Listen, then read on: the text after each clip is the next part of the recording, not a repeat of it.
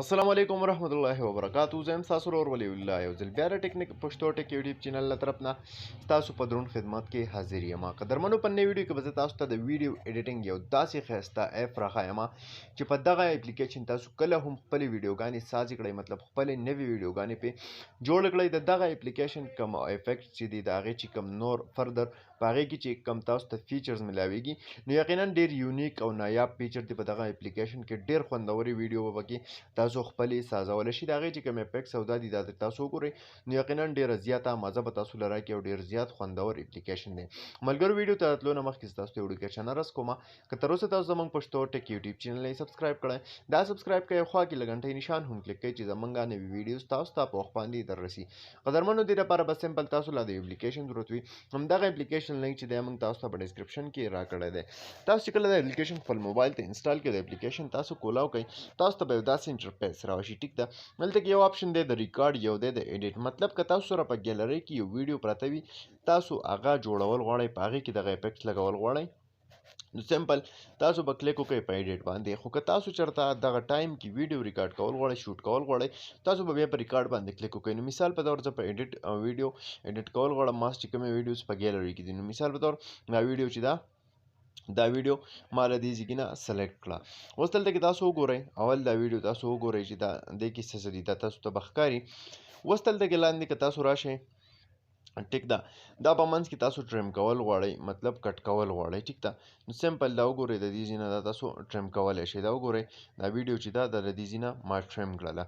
دغه شانتې که دا تاسو چېرته اوس د دې نه یو پارټ کټ کول غواړئ، مثال په طور ستاسو پکې یو حصه خوښوي او هغه ته تاسو لرې کول غواړئ، هغه ته تاسو کټ کول غواړئ نو هغه آپشن پکې تاسو له دا راکړی. د دې نه علاوه سپلټ کول یې غواړئ، سپلټ مطلب دوه درې ځای کول یې غواړئ، په منځ کې پکې ګیپ راوستل غواړئ نو پکې تاسو دغه ځای نه راوستلی شئ.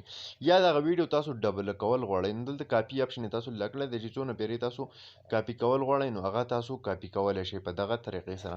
دغه شانتې اوس بله خبره ده د سپیډ. که تاسو چېرته سلو موشن ویډیو جوړول غواړئ یا تیزر ویډیو جوړول غواړئ دا وګورئ نو تاسو هغه هم کولی شئ ډېر په اسانه طریقې سره. دا به تاسو ته ښکاري دلته کې د هغې سپیډ تاسو له راکړی دی، سپیډ کمولی سیوا کولی شئ تاسو ډېر په اسانه طریقې سره. دغه شانتې ویډیو روټیټ کول غواړئ، ویډیو تاسو کړی وي خو هغه په غلط اینګل کې وي او تاسو یې سیده کول غواړئ نو دغه آپشن در سره پکې هم شته دی.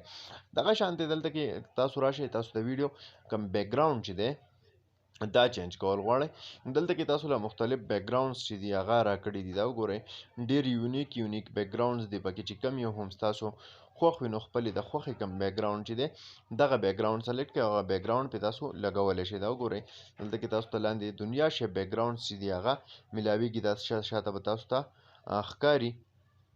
ټیک ده، دغه شان تاسو کولی شئ چې بیک ګراوند چینج کړئ یا دغه بیک ګراوند کوم کلر چې دی هغه تاسو چینج کول غواړئ نو هغه پکې هم تاسو چینج کولی شئ. دغه شان د بلر کول غواړئ نو بلر کولی یې هم شئ. دا تاسو کولی شئ چې په دې طریقه تاسو ویډیوګانې ډېرې ښایسته ښایسته جوړې کړئ. دې نه علاوه ریشو مطلب تاسو انسټاګرام له جوړول غواړئ د هغې ریشو دلته درکړې د ټیک ټاک دپاره یا یوټیوب دپاره هر څه دپاره چې تاسو کومه ویډیو جوړول غواړئ، فیسبوک دپاره. دا وګورئ تاسو ته به ښکاري مختلف ریشوز یې تاسو له پکې راکړي دي چې کوم ریشو باندې تاسو ویډیو سازول غواړئ. دا وګورئ تاسو ته به ښکاري ویډیو چې څونه مزیداره ویډیو ښکاري. چې د بیک ګراوند یې چک کړئ، دغه شان د سپیډ یې چک کړئ. په دې طریقه تاسو خپلې ویډیوګانې جوړې کړئ نو ډېر زیات خوندورې ویډیوګانې به وي. ملګرو امید لرم چې ویډیو به خوښه شوي وي. که خوښه شوي لایک یې کړئ، چینل سبسکرایبول مه هېروئ، ملګرو سره یې شیر کړئ. تر بلې ویډیو د خپل ځان ډېر زیات خیال ساتئ. د خدای په امان.